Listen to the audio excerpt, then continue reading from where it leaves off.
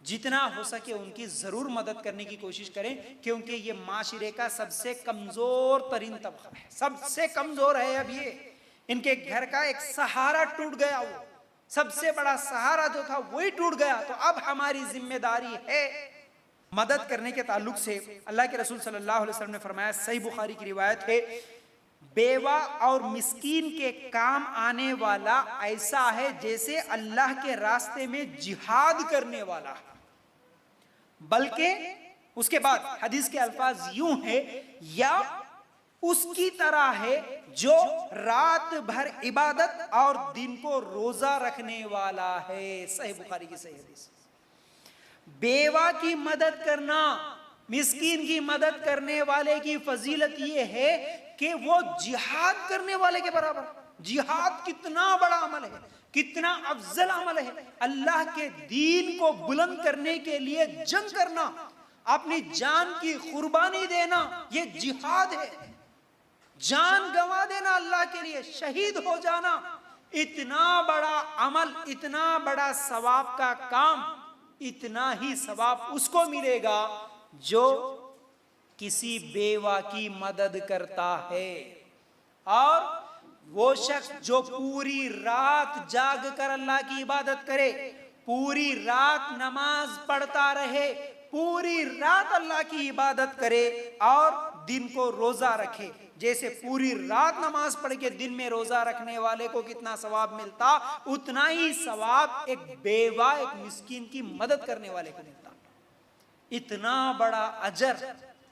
इस अजर को नहीं जानने की वजह से आज मुसलमान या तो जान के भी जाने अनजाने बन गए, सुन के छोड़ दिया, अमल नहीं करे, या नहीं तो अक्सर लोगों को मालूम ही नहीं है, इसलिए बेवा की मदद करना छोड़ के उनको और लान तान करने वाले बन गए। आज थोड़ी देर के लिए सोचिए, बेवा औरत, उसके छोटे छोटे यतीम बच्चे, उसका एक घर का सहारा, उसका कमाने वाला, उसको खिलाने वाला नहीं रहा, अब उसकी जिम्मेदारी क्या है? उसकी मदद करे कम से कम। उसके पड़ोसी, उसके रिश्तेदार। आज माल नहीं है ऐसा नहीं है, करोड़ों का माल है, लोगों के पास बहुत ज्यादा पैसा है, मुसलमान के पास पैसा नहीं है ऐसा नहीं है। बड़े बड़े फैक्ट्रीज है, बड़े बड़े क्या है, कारोबार है, दुकान है, लाखों करोड़ों के मालिक है, औरतों के पास सोना चांदी के ढेर है, अपने लिए लाखों रुपए खर्च करने के लिए तैयार है, लेकिन एक बेवा, एक यतीम के लिए खर्च करने के लिए आज तैयार नहीं है लोग। ये बहुत बड़ी गलती है, याद रखो। इसलिए उसकी मदद करना है। मदद सिर्फ रमजान में, अरे उन्होंने बेवा है, रमजान में सबसे ज्यादा मांग लेने वाले कौन है? बेवा। हाँ भाई बेवा, पूरी बेवाएं कहीं ना कहीं जमा होती, भटकते हुए फिरती है, कोई तो कुछ तो दे दे। रमजान के बाद ठीक है, जिसको भी देने का दिल करता वो भी रमजान में याद आता है उसके बाद क्या रमजान के बाद खाना नहीं खाती बेवा औरतें? क्या उनको भूख नहीं लगती? क्या उनकी जरूरतें नहीं है? क्या उनको कपड़े की जरूरत नहीं है? क्या उनको बीमारियां नहीं आती? क्यों ख्याल नहीं रखते? आपके अपने रिश्तेदारों में, कम से कम आपके अपने रिश्तेदारों में कितनी ऐसी बेवा औरतें होंगे? हर रिश्तेदार अपने साथ, अगर अपने रिश्तेदारों में ही अगर गौर फिक्र करता, अपने अड़ोस पड़ोस में अगर गौर फिक्र करता कि उस बेचारी क्या खा रही होगी, क्या खिला रही होगी अपने बच्चों को, क्या पहना रही होगी, क्या पहन रही होगी, उसकी भी कुछ जरूरतें हैं, उसको कम से कम हर महीना एक राशन की जिम्मेदारी कोई ले ले। मैं हमेशा कहता हूं, कोई मांगने के लिए आए तो आपका 50 रुपए, 10 रुपए, 100 रुपए दे देना बड़ी बात नहीं होती, याद रखो। अगर आप किसी को यह भरोसा दिलाए कि देखो मेरी बहन, मेरे से जितना हो सके आपके राशन का इंतजाम मैं करूंगा, हर महीना 500 का क्यों नहीं होता? कम से कम की बात बोल रहा हूं, 500 की बड़ी बात नहीं होती। आप लोग अगर सोचेंगे तो आपके हाथों से ऐसे कितने 500 के नोट निकलते होंगे जो आपके घर के खर्चों के लिए। 500 की कीमत रही। छोटे छोटे बच्चे, खाली 7-8 साल के बच्चे जेब में 500 की नोट लेके निकल रहे हैं खर्च करने के लिए। बेकरी में चले गए तो 500 के नोट लेके आ रहा हूं, 6-7 साल का बच्चा 500 रुपए दे के बेच रहे। आप अपने बच्चों को बेकरी में भेज के एक मरतबा सिर्फ 500 रुपए का खर्चा करा देते, एक महीने का राशन 500 में कितना आता? कम से कम हर महीना एक बेवा को भेज देते। क्यों मदद नहीं करता हूं? माशाअल्लाह, क्यों उनको मजबूर करे इस तरह रोड पे भीख मांगने के लिए? मजबूर कौन करे उसको? कौन करे? मुसलमान ही कर दिया ना। हालांकि इस्लाम तो उसको हुकूक दिया था। असल में औरत को कमाना, बाहर जाना, भीख मांगना, औरत को मेहनत करके बच्चों को पालना, ये इस्लामी तरीका नहीं है, याद रखो। इस्लाम में औरत को एक मुकाम दिया, एक इज्जत दिया, कमाने की जिम्मेदारी नहीं। पहले शादी से पहले बाप कमाएगा, खिलाएगा उसको घर में बिठा के, उसकी जिम्मेदारियां उसकी जरूरतें पूरी करेगा बाप। ठीक है, अब शादी हो गई तो शादी के बाद शौहर की जिम्मेदारी रहती कि वो कमाएगा, वो खिलाएगा, वो कपड़ा लाएगा, उसकी जिम्मेदारी है। उसके बाद बेटे अगर बूढ़ी हो गई, बेटे जवान हो गए तो बेटे उसकी जिम्मेदारी संभालेंगे। ठीक है, अगर बेवा हो गई, शौहर का इंतकाल हुआ, बच्चे नहीं है तो क्या करेगा? माशरा, सोसाइटी, बैतुल माल, मुसलमानों का अमीर, मुसलमानों के जिम्मेदार, माल वालों से ज़कात लेंगे, बेवाओं के ऊपर, यतीमों के ऊपर खर्च करेंगे। इस्लामी तरीका था। उसको भीख मांगते हुए होटलों, नुक्कड़ों, चौरस्तों के ऊपर छोड़ना, ये इस्लाम नहीं सिखाया, ये इस्लामी तरीका होता ही नहीं है। लेकिन क्या करे बेचारी, जब उसको देने वाला नहीं है तो वो क्या करिए? मजबूरन भीख मांगते फिर रही है वो। तो आज खास तौर से ये मेरा मैसेज सिर्फ मालदारों से नहीं, मालदारों से भी है, लेकिन जो अपने आप को समझते हैं ना कि नहीं जी हमारे पास तो नहीं है ना, हम मालदार नहीं है ना। क्यों नहीं है? अल्लाह ताला ने जो कुछ दिया वो अल्हम्दुलिल्लाह बहुत है आपके पास। किसी एक बेवा को एक 500 रुपए खर्च करने से आप फकीर नहीं बनते।